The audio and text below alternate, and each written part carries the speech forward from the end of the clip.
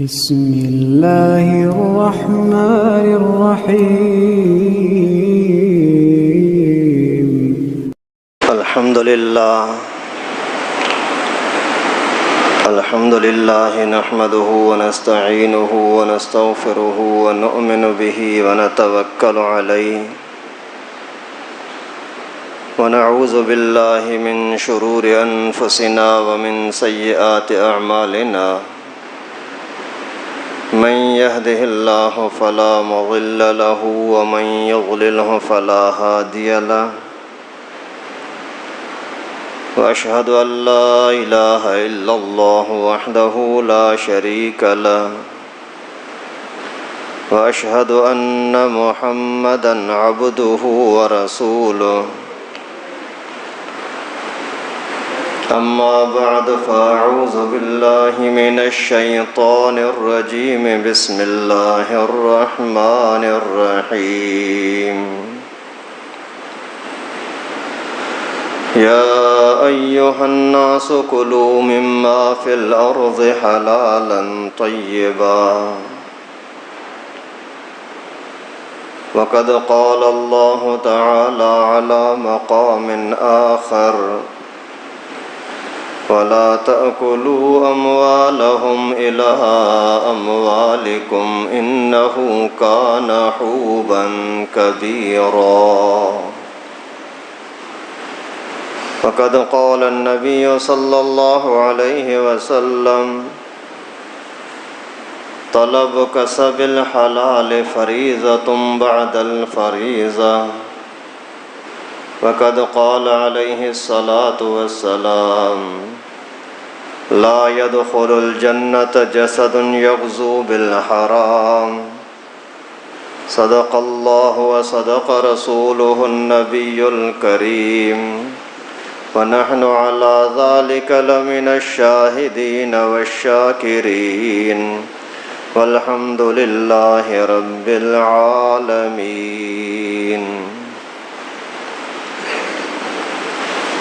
محترم دوستو عزیزو،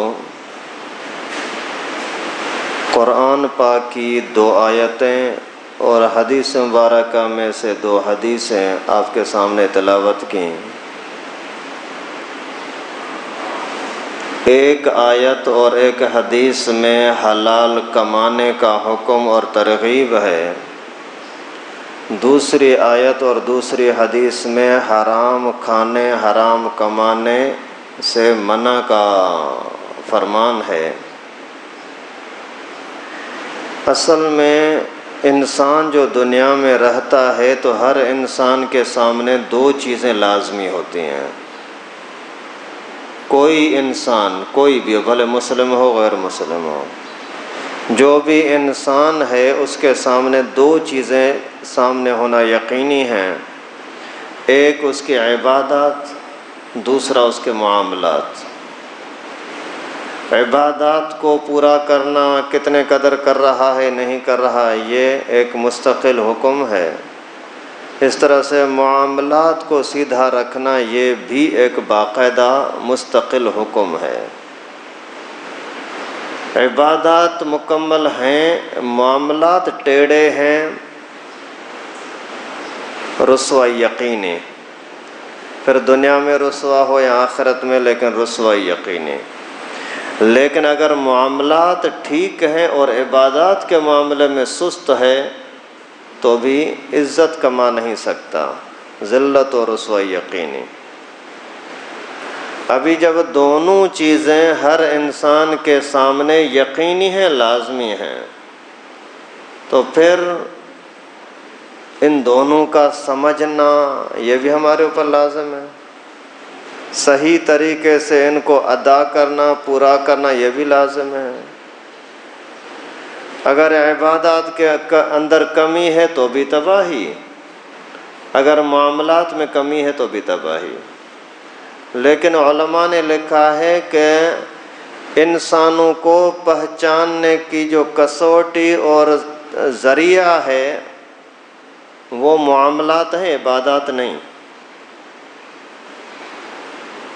اگر کسی کے متعلق جاننا ہے کہ یہ بندہ اچھا ہے یا برا ہے تو اس کے نمازوں کو نہیں دیکھا جائے گا، اس کے صدقے خیرات کو نہیں دیکھا جائے گا، اس کے ذکر و اذکار کو، تسبیح کو نہیں دیکھا جائے گا۔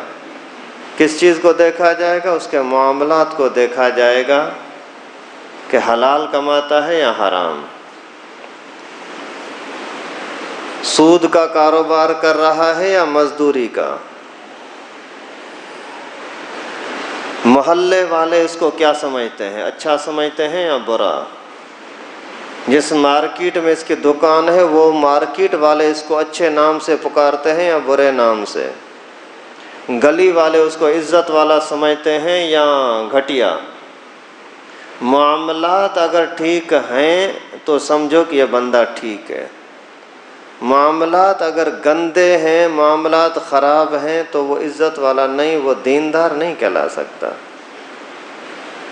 حضرت عمر فاروق رضی اللہ تعالیٰ عنہ کے سامنے کسی ایک بندے نے دوسرے کی تعریف کی کہ سائیں یہ بڑا نیک آدمی ہے۔ فرمایا تو نے اس کے ساتھ سفر کیا ہے؟ بولا نہیں۔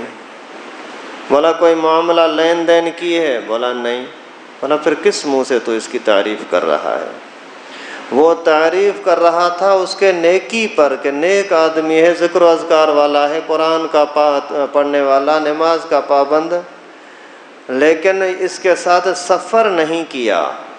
فرمایا تو اس کی تعریف نہیں کر سکتا، تو نے اس کے ساتھ معاملات نہیں کیا، تعریف نہیں کر سکتا، کیونکہ پہچان معاملات سے ہوتی ہے۔ آپ خود اندازہ کریں کہ بہت سارے لوگ ایسے ہوں گے ویسے ذکر و اذکار کے اندر ماشاءاللہ بہت آگے بڑھے ہوئے، لیکن جب بات کریں نا تو ایک ایک جملے پر آپ کو ڈسیں گے، گالیاں بکیں گے، تو یہ بندہ دیندار کہلانے کا لائق ہی نہیں ہے۔ تو یہ دو چیزیں ہیں بھائی، ایک ہے عبادات، دوسرا معاملات۔ عبادات کو بھی ٹھیک کریں، معاملات کو بھی ٹھیک کریں۔ معاملات کے اندر سب سے اہم ترین چیز ہے حلال کمائی۔ تو اللہ تعالیٰ فرماتے ہیں یا ایھا الناس، اے لوگو، کلو مما فی الارض حلالا طیبا، اے لوگو زمین میں سے جو نعمتیں تمہیں ملتی ہیں یہ کھاؤ، اپنے استعمال میں لاؤ، لیکن حلال اور طیب۔ حلال بھی ہو کہ حرام کا حکم نہ لگا ہو، طیب ہو کہ شکل کے اعتبار سے، دیکھنے کے اعتبار سے وہ چیز گھٹیا بھی نہ ہو، گندی چیز بھی نہ ہو۔ گندی چیزیں کھانے سے انسان گندا بنتا ہے، اچھی چیزیں کھانے سے انسان اچھا بنتا ہے۔ جو حرام چیزیں ہیں ان کا کھانا تو بالکل حرام منع، لیکن جو حرام نہیں ہے حلال ہے لیکن گھٹیا ہو گئی ہے، خراب ہو گئی ہے، اچھی چیز نہیں ہے، طیب نہیں رہی، اس کو بھی چھوڑ دو۔ کیا مطلب؟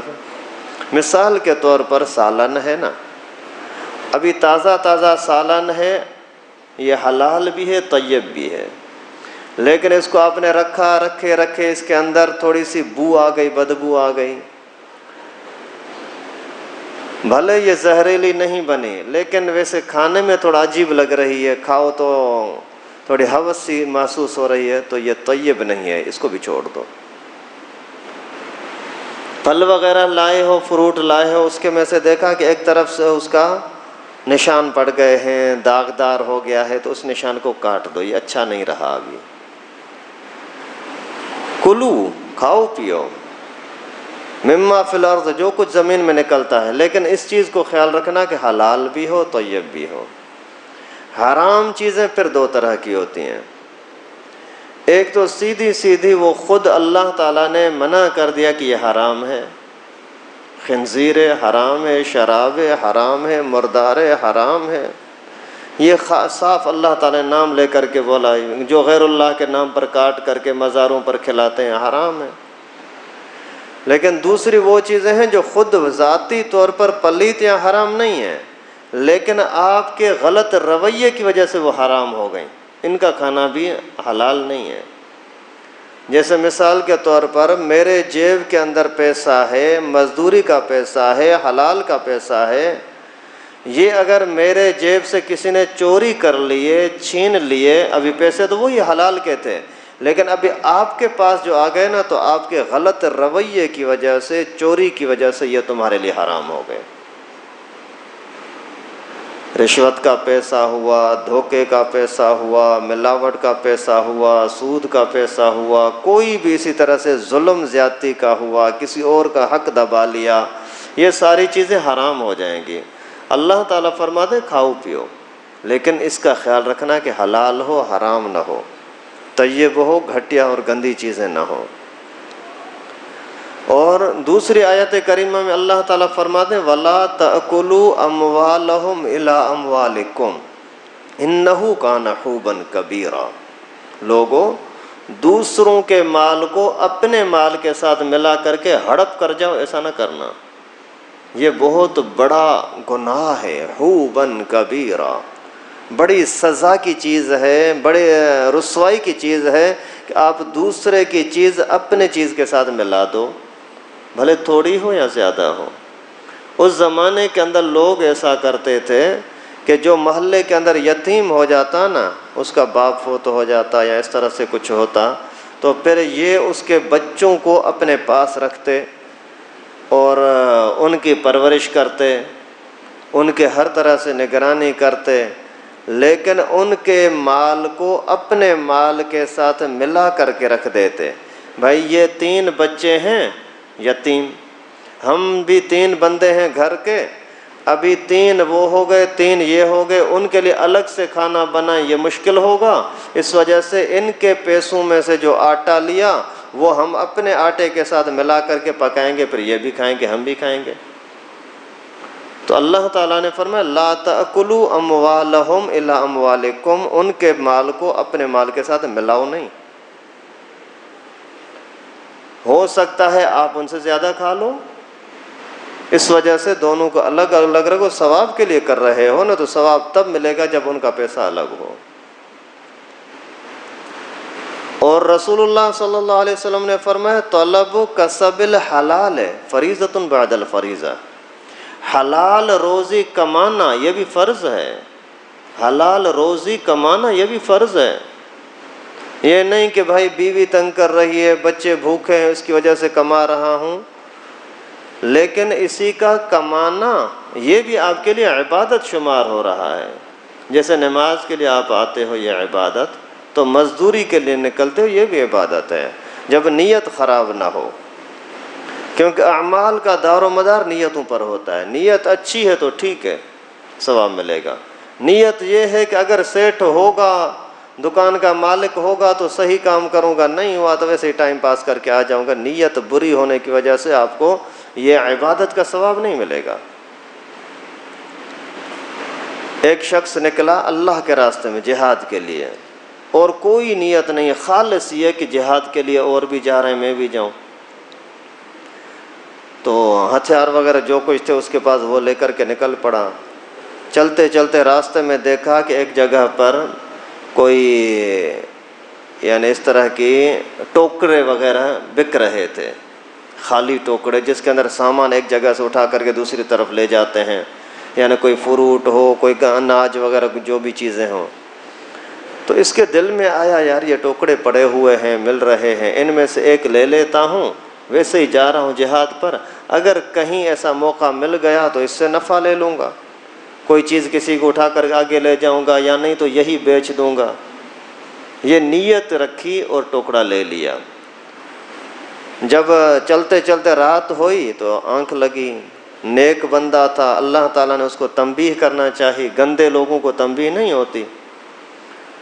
تو خواب کے اندر دیکھا کہ فرشتے آئے ہوئے ہیں اور ایک دوسرے کے ساتھ باتیں کر رہے ہیں کہ اس کو کیا لکھیں، اس کو کیا لکھیں، دائیں بائیں بیٹھے ہوتے ہیں نا فرشتے۔ ایک نے بولا اس کو لکھو مجاہد ہے، اس کو لکھو نمازی ہے، اس کو لکھو یہ ہے، اس کو لکھو یہ ہے۔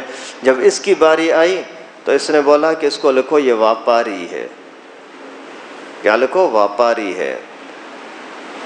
تو اس نے چلایا اے اللہ کے بندے، میں تو جہاد کے لیے جا رہا ہوں، یہ دیکھو تلوار، یہ دیکھو میں گھر والوں کو بول کر کے یہی آیا ہوں۔ بولا اچھا جہاد کے لیے جا رہا ہے، تو یہ کس چیز کا ٹوکڑا لیا ہے؟ تیری تو व्यापार کی نیت ہے نا، بس اتنا دیکھا اور اسی نے پھر آنکھ کھلی، توبہ کی، اللہ مجھے معاف کر دے۔ تو مقصد یہ ہے کہ نیت جو ہوگی اسی مناسبت سے اللہ تعالیٰ آپ کو اسی کا حساب کتاب دیں گے۔ مزدوری کرنے کے لیے بھی اگر نیک نیت یہ ہے کہ میں اس لیے مزدوری کر رہا ہوں کہ اللہ کا حکم ہے، اللہ تعالیٰ نے فرمایا کلو مما فی الارض، زمین میں جو کچھ میں نے آپ کے لیے خزانے دیے ان میں سے کھاؤ پیو۔ فَإِذَا قُضِيَتِ الصَّلَاةُ فَانْتَشِرُوا فِي الْأَرْضِ وَابْتَغُوا مِنْ فَضْلِ اللَّهِ۔ جمعے کے دن کی نماز کا حکم ہے۔ جمعے کے دن میں صحابہ کرام نے پوچھا کاروبار کریں یا نہ کریں، کیا جائز ہے ناجائز ہے؟ تو اللہ تعالیٰ نے یہ آیت نازل فرمائی کہ نماز سے پہلے نہ کرو، نماز کے ٹائم پر نہ کرو، لیکن نماز کے بعد بھلے جاؤ جا کر کاروبار کرو۔ تو اللہ تعالیٰ نے حکم دیا ہے کہ فَانْتَشِرُوا فِي الْأَرْضِ وَابْتَغُوا مِنْ فَضْلِ اللَّهِ، حکم دیا ہے کہ مزدوری کرو۔ اور اللہ کے نبی صلی اللہ علیہ وسلم نے تو یہاں تک فرما دیا کہ مزدوری کرنا بھی حلال کمانا فرض ہے، اس وجہ سے میں کرتا ہوں۔ اسی نیت کے ساتھ اگر جاتا ہے تو اسی کا مزدوری کے لیے جانا، آپ کا یہ جال شال لینا، وہاں کشتیوں تک پہنچنا، یہ بھی عبادت ہو جائے گی۔ لیکن اگر یہاں مسجد میں کوئی بندہ آ رہا ہے، آ کر کے نماز کپڑوں کے اندر پلیتی لگی ہوئی ہے اور نماز پڑھ رہا ہے تو نماز ہوگی نہیں۔ اگر کوئی بندہ نماز پڑھنے کے لیے آیا ہے لیکن توجہ نماز کی طرف نہیں، نماز میں ادھر دیکھ رہا ہے ادھر دیکھ رہا ہے، باتیں کر رہا ہے، نماز ہوگی نہیں، کیونکہ جو طریقہ تھا اس طریقے کو چھوڑ دیا، غلط طریقہ اپنا لیا۔ اسی طریقے سے اگر کوئی بندہ یہاں سے نکلا تو مزدوری کے لیے، لیکن وہاں جا کر کے گانے بجا رہا ہے اور چرس پی رہا ہے، حرام کام کر رہا ہے، تو پھر آپ کا یہ مزدوری کے لیے نکلنا، اگر یہ غلطیاں نہ ہوتی تو عبادت تھا، لیکن اب بھی آپ کا نکلنا عبادت نہیں رہا، گناہ کا زمرے میں آ گیا۔ اس وجہ سے یہ بہت بڑی عبادت ہے، معاملات کو سیدھا رکھنا، اس کو ٹیڑھا کرنا بڑی خطرناک چیز ہے۔ علماء نے اس کی مثال یہ دی ہے کہ اگر آپ جسم کو حرام کھلاتے ہو، حلال کی طرف توجہ نہیں کرتے، تو آپ کی زندگی برباد ہوگی۔ کیسے؟ اللہ کے نبی صلی اللہ علیہ وسلم کا فرمان ہے لا يدخل الجنت جسد الذی یغزو بالحرام، جس جسم کے اندر حرام کی پرورش ہو، حرام کی خوراک راشن پانی جائے، وہ جنت میں نہیں جائے گا۔ ایک شخص اگر اپنی گاڑی کے ٹنکی کے اندر خالص صاف شفاف پیٹرول ڈالے گا تو صحیح گاڑی چلے گی، لیکن اگر اسی کے اندر کچرا شچرا بھی پڑا ہوا ہو تو وہ گاڑی صحیح تو نہیں چلے گی، آخر چلتے چلتے رک جائے گی، انجن فیل ہو جائے گی، نقصان ہو جائے گا۔ اسی طریقے سے یہ جو انسانی مشینری ہے، اس کے اندر اللہ کے حکم کے مطابق اگر حلال ڈالا تو پھر یہ مشینری صحیح چلتی رہے گی، عبادت بھی صحیح، معاملات بھی صحیح۔ لیکن اگر آپ نے اس کے اندر حرام ڈالا تو پھر اس کی سزا یہ ہوگی کہ پھر آپ سیدھے رخ پر چل نہیں سکیں گے۔ ایک بزرگ تھا بڑا نیک ولی اللہ، اتفاق سے ایک محلے کا کوئی بندہ آیا، اس نے آ کر کے کوئی کھانے کی چیز دے دی، اس نے بھی خیال نہیں کیا اور کھا لیا۔ جو کھا لیا تو بعد میں یہ کہنے لگا کہ میرے دل میں آ کر کے برائی کے گناہوں کے خیالات ابھرنے لگے، یار یہ کروں، اس کے ساتھ لڑوں، اس کے ساتھ لڑوں، یار برائی کروں، کیا کروں، کوئی ماحول نہیں مل رہا، کہاں جاؤں۔ آخر پھر سوچنے لگا یا اللہ، اتنے سالوں تک میرے ساتھ یہ معاملہ نہیں تھا، ابھی ہو رہا ہے کیوں؟ پھر اللہ تعالیٰ نے اس کے دل میں یہ بات ڈالی کہ تو نے مشتبہ کھانا کھایا تھا، حرام نہیں تھا لیکن مشتبہ تھا۔ تو وہ فرماتے 1 مہینے تک میرے دل کے اندر یہ برے خیالات چلتے رہے، مہینے تک۔ تو یہ جو ہمارے اندر آج کل برائیاں آ رہی ہیں نا، یہ زیادہ تر اس وجہ سے کہ ہم حرام کی طرف متوجہ، نعوذ باللہ۔ ایک مسجد کے اندر بوڑھے لوگ آپس میں لڑ پڑے، بالکل ایسے ضعیف کے اٹھنے کے اندر بھی محتاج، ایسے زور لگا کر کے اٹھ رہے ہیں، اور کسی دوسرے ساتھی کی کوئی ذرا سی غلطی نظر آئی، اس نے اسی کو گالی دی اور اس کو تھپڑ ماری،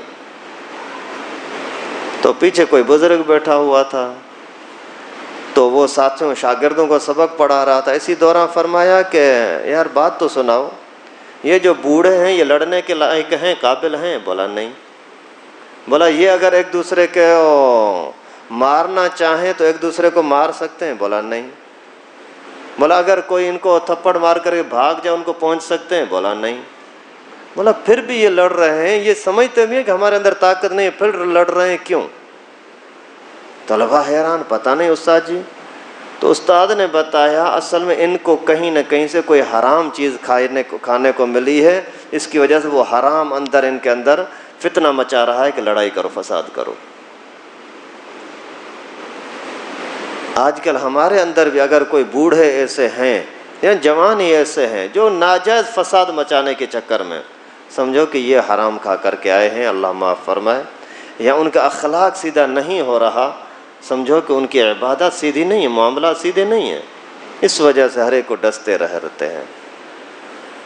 تو اپنے معاملات پر نظر رکھیں، ان کو سیدھا کرنے کی کوشش کریں، اللہ تعالیٰ کی طرف سے مدد بھی اور برکت بھی آئے گی۔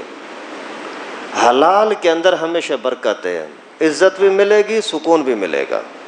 حرام کے اندر بے عزتی بھی ہوگی کہیں نہ کہیں سے۔ آج کل لوگ یہ بہت شکایت کرتے ہیں، یار کوئی عزت نہیں کرتا، جس کے ساتھ ہاتھ ملاؤ وہ منہ پھیر لیتا ہے اور میری کوئی تعریف نہیں کرتا۔ تو حلال کھا تو تعریف ہو نا۔ دیوبند کے اندر ایک شخص تھا، عبداللہ شاہ اس کا نام تھا، انتہائی درجے کا غریب مزدور آدمی، بیچارہ جنگل میں جاتا تھا، گھاس وغیرہ کاٹ کر کے شہر میں بیچتا تھا، پھر ذرا سا پیسہ چھپاتا تھا، پورا مہینہ چھپا کر کے مہینے میں ایک مرتبہ ہر مہینے میں دارالعلوم دیوبند کے استاذوں کی دعوت کرتا تھا اپنے گھر میں۔ تو استاذ فرماتے تھے وہاں دیوبند کے کہ ہمیں پورا مہینہ اس کی دعوت کا انتظار ہوتا تھا۔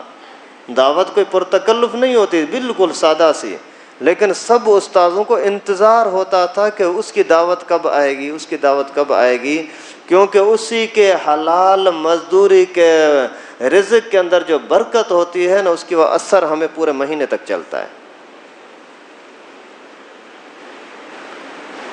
امام محمد رحمہ اللہ کے پاس امام شافعی رحمہ اللہ مہمان بن کر کے آئے، یا امام احمد کے پاس۔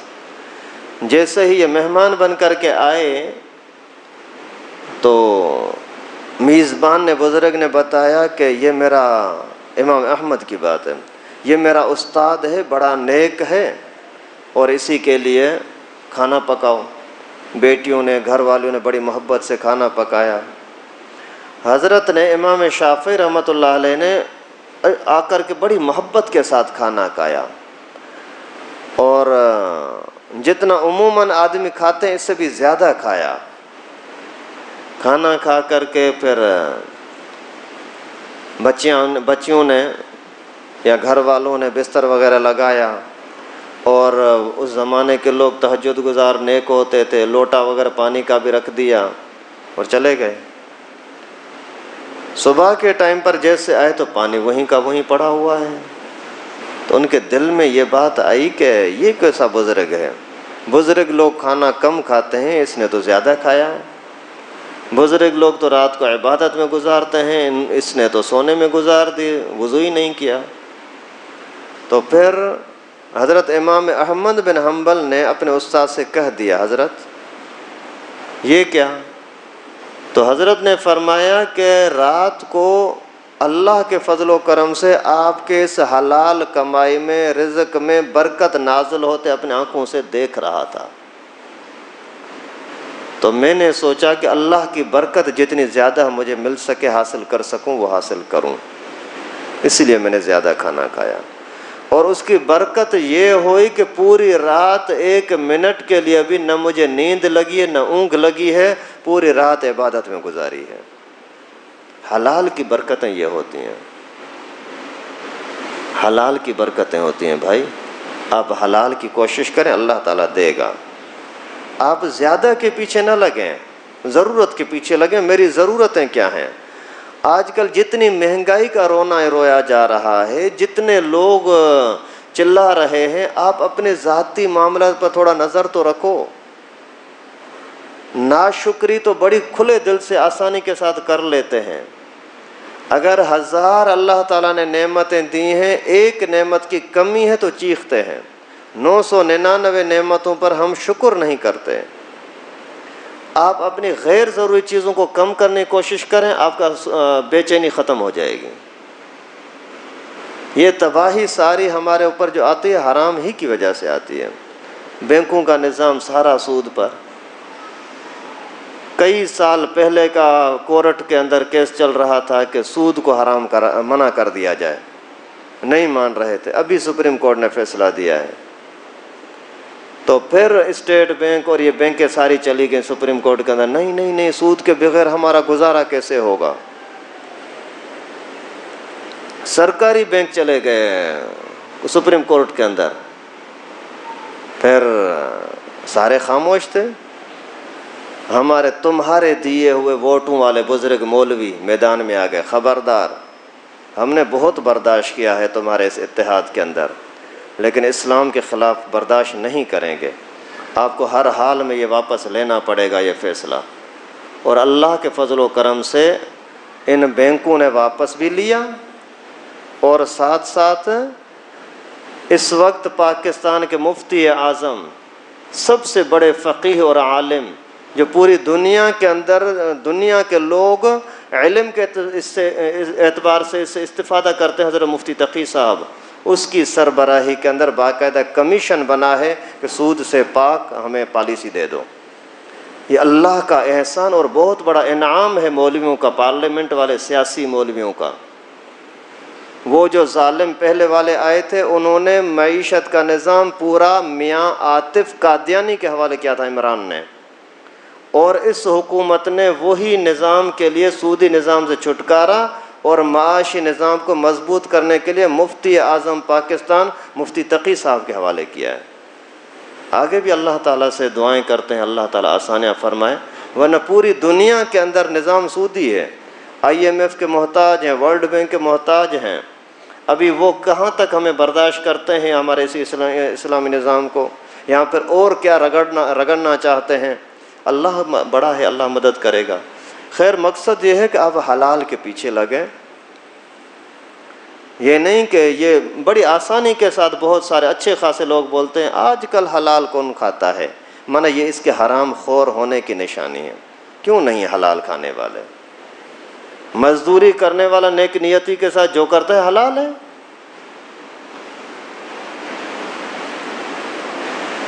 حضرت سعد رضی اللہ تعالیٰ عنہ، سعد بن معاذ، پیغمبر کریم صلی اللہ علیہ وسلم کے پاس آیا، اللہ کے نبی کے ساتھ ہاتھ ملایا، ہاتھ بہت سخت تھا، پیغمبر کریم نے اسی ہاتھ کو ملنا شروع کیا، اسی کے ساتھ یعنی ہاتھ کے ساتھ ہاتھ رگڑنے لگے، اور فرمایا کہ سعد ہاتھ اتنا سخت ہے کیوں؟ اس نے عرض کیا کہ اللہ کے رسول مزدوری کرتا ہوں نا، بیلچا وغیرہ چلاتا ہوں نا۔ اللہ کے نبی صلی اللہ علیہ وسلم نے اسی ہاتھ کو لے کر کے چوما، اللہ اکبر، اور چوم کر کے فرمایا کہ اللہ تعالیٰ ایسی ہتھیلیوں کو دوست رکھتے ہیں، محبت کرتے ہیں، پسند کرتے ہیں۔ یہ حرام خور لوگوں کی باتیں ہوتی ہیں کہ آج کل کون حلال کھاتا ہے۔ آپ تھوڑا سیدھا راستے پر چلو، اللہ تعالیٰ آپ کے لیے حلال کا انتظام کر دے گا۔ یہاں ایک افسر تھا سکھر کی طرف، وہ بہت بڑے پوری سندھ کے یعنی بڑا افسر تھا، میری اس کے ساتھ ملاقات بھی ہوئی تھی، ابھی تو فوت ہو گیا ہے۔ تو اسی نے اپنے زمانے کے اندر بہت کچھ لوٹا، رشوت وغیرہ ادھر ادھر سے۔ تو کسی دوست کے ساتھ ایسے کچہری میں گپ شپ میں بیٹھا ہوا تھا، اس نے بولا یار آج میں جا رہا ہوں حضرت شیخ عبد الصمد حالیجوی کی خدمت میں، حالیجی شریف جا رہا ہوں، آپ بھی چلو ہمارے ساتھ، ہمارے جو شیخ ہیں۔ تو اس نے بولا نہیں خیر، اس نے کسی طریقے سے اس کو وہاں لے گیا۔ اللہ کی قدرت نیک نیتی کے ساتھ یہ بھی وہاں بیٹھا، اس ساتھی نے بھی اس کے لیے دعائیں کیں، وہاں بیٹھے بیٹھے کچہری کے اندر حضرت کا بیان بھی سنا، ملاقات بھی کی۔ تو پھر حضرت کے دل میں اللہ تعالیٰ نے ڈال دیا کہ ابھی اگر میں حرام کے خلاف کچھ بات کر لوں، اسی نے کچھ حرام کو منع کیا، بھائی حرام سے بچو، حرام سے بچو، اس کے دل میں اسی ٹائم پر جھٹکا لگا۔ اسی ٹائم پر حضرت کے ہاتھ پر بیعت کی اور عرض کیا کہ حضرت میں بہت مجرم آدمی ہوں، اتنا بڑا افسر ہوں، لیکن میرے لیے آپ دعا کریں، آج میں آپ کے سامنے توبہ کرتا ہوں، آج کے بعد کبھی میں حرام نہیں کھاؤں گا۔ تو حضرت نے دعا کی۔ یہ جیسے ہی واپس آیا تو پورا حساب لگایا کہ میرے پاس اکاؤنٹ کتنے ہیں، پیسے کتنے ہیں، جگہیں کتنی ہیں، برتن کتنے ہیں، کپڑے کتنے ہیں، بستر کتنے ہیں، ساری چیزوں کا حساب لگایا۔ اس میں پھر حساب کیا کہ اس میں سے ناجائز کیا کیا چیزیں ہیں، ساری کی ساری اٹھا کر کے دریا کے اندر جا کر پھینک دیں، پانی میں بہا دیں، کہ قیامت کے دن اگر اللہ تعالیٰ نے مجھ سے پوچھ لیا کہ تو نے حرام کیوں کھایا تھا تو میں اس کا کیا جواب دوں گا؟ پہلے پتہ نہیں تھا، ٹھیک جو ہوا اللہ معاف کرے گا، اسے روتا رہوں گا، معافی مانگتا رہوں گا، لیکن ابھی جو چیزیں حرام کی پڑی ہوئی وہ تو کم از کم مجھ سے نکل جائیں۔ ایسے لوگ بھی ہیں الحمدللہ۔ اور اللہ تعالیٰ نے اس کو پھر حلال مال کے اندر اتنی برکت عطا کی، اس کی مزدوری تو حلال کی تھی نا، کام کا تو صحیح تھا نا، تنخواہ جو لے رہا تھا اسی تنخواہ میں سے پھر اللہ تعالیٰ نے اس کو اتنی برکت دی کہ وہی زمینیں وغیرہ لے لی۔ تو حلال کی کوشش کریں، اللہ تعالیٰ حلال کو پسند کرتے ہیں، حرام کو نہیں۔ حلال میں سکون ہے، حرام میں بے چینی، بے سکونی۔ ایک شخص کے پاس کوئی بندہ آیا، حضرت میں نے یہ کچھ پیسے نکالے ہیں، جہاں صحیح جگہ آپ کو نظر آئے وہاں خرچ کر دیں۔ حضرت نے فرمایا پیسوں کو حلال کر دے، جہاں جو صحیح جگہ ہوگی وہاں خود بخود خرچ ہو جائیں گے۔ حضرت نے نہیں لیے، تو اس نے پھر منتیں کی کہ حضرت لے لو، مہربانی کرو لے لیں۔ تو حضرت نے فرمایا چلو ایسا کرو، باہر جاؤ، جو بھی آپ کو بندہ ملے اسی کو دے دینا، جو بھی پہلے بندہ آپ کو ملے اسی کو دے دینا۔ یہ جیسے باہر نکلا تو دیکھا ایک نابینا آدمی، محتاج آدمی، وہ سامنے آیا، بڑا دل خوش کر کے اس کے حوالے کر دیے وہ پیسے، چلا گیا، دل خوش ہو گیا بظاہر۔ دوسرے دن یہی بندہ جیسے آ رہا تھا، اندھے کو تو پتہ نہیں ہے کوئی اور بھی ہے یا کیا، وہ نابینا اپنے ساتھی کو بول رہا تھا کل یار مجھے پیسے بہت مل گئے تھے، پوری رات شراب کے ساتھ، ایک لڑکی بلائی تھی اسی کے ساتھ پوری رات مزے کے ساتھ گزاری۔ تو یہ جیسے اس نے سنا تو حیران ہو گیا کہ نابینا آدمی، محتاج آدمی، اللہ کے لیے میں نے اس کے ساتھ مدد کی اور اس نے میرا پیسہ کہاں خرچ کر دیا۔ پھر آیا حضرت کے پاس، آ کر کے بیٹھا تھوڑی دیر، پھر جیسے جانے لگا تو حضرت نے اپنی طرف سے 1 درہم، 1 روپیہ اس کو دے دیا، یہ جاؤ کوئی بھی باہر جو بندہ ملے اس کو دے دینا۔ تو دیکھا کہ ایک بندہ آ رہا ہے، کپڑے شپڑے صاف، باقاعدہ ایسے صاف ستھرا، ایک امیر آدمی لگ رہا ہے۔ تو اس نے بولا یار یہ تو صدقے کا پیسہ ہے، اس کو دوں تو جائز نہیں، یہ تو ٹھیک ٹھاک آدمی ہے، اور حضرت کا حکم یہ ہے کہ اسی کو دے دینا، ابھی کیا کروں؟ بولا ٹھیک ہے، اپنی ذہن کو چھوڑو، حضرت کی بات کے مطابق اسی کو دے دو۔ بولا میں نے اس کو درہم دے دیا، ابھی جیسے دیا تو ایسے تیزی کے ساتھ وہ بندہ چلنے لگا، تو مجھے بھی ایک دل میں جھٹکا لگا، یہ کیا 1 درہم ملا ہے اور جلدی جلدی جانے لگا، پہلے ایسے ڈھیلا ڈھیلا جا رہا تھا۔ تو میں بھی اس کے پیچھے چل پڑا، چلتے چلتے میں نے دیکھا کہ وہ ایک کچرا کنڈی کی طرف گیا اور کوئی چیز اپنے چادر سے، اپنے کپڑے سے پھینک دی اور آگے چلا گیا۔ میں اور آگے گیا، دیکھا تو وہ ایک مرا ہوا کبوتر اس نے پھینکا ہے۔ میں اس کے پیچھے بھاگا، پھر بھائی ایک بات آپ سے پوچھنی ہے، بتاؤ تو صحیح، یہ کیا کر رہا تھا تو اس نے بولا چھوڑو یار ان باتوں کو، نہیں یار بتا مہربانی کر۔ اس نے بولا اصل بات یہ ہے، میرے گھر کے اندر بچے بھوکے بالکل تڑپ رہے ہیں، کھانے پینے کے لیے کچھ بھی نہیں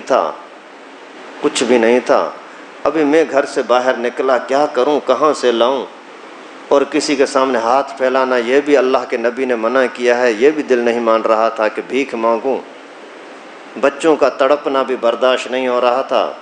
تو یہ مرا ہوا کبوتر نظر آیا، پھر اللہ تعالیٰ کا حکم سامنے نظر آیا کہ اضطرار کی حالت میں، مجبوری کی حالت میں، جہاں مرنے کا خطرہ ہو تو مردار چیز کو کھانے کی بھی اجازت ہے، اس لیے میں نے یہ چھپا لیا تھا اور اٹھا لیا تھا، پھر چھپایا اس لیے کسی اور کو پتہ نہ لگے کہ میرے گھر کی کیا حالت ہے، اس لیے میں چھپا کر لے جا رہا تھا۔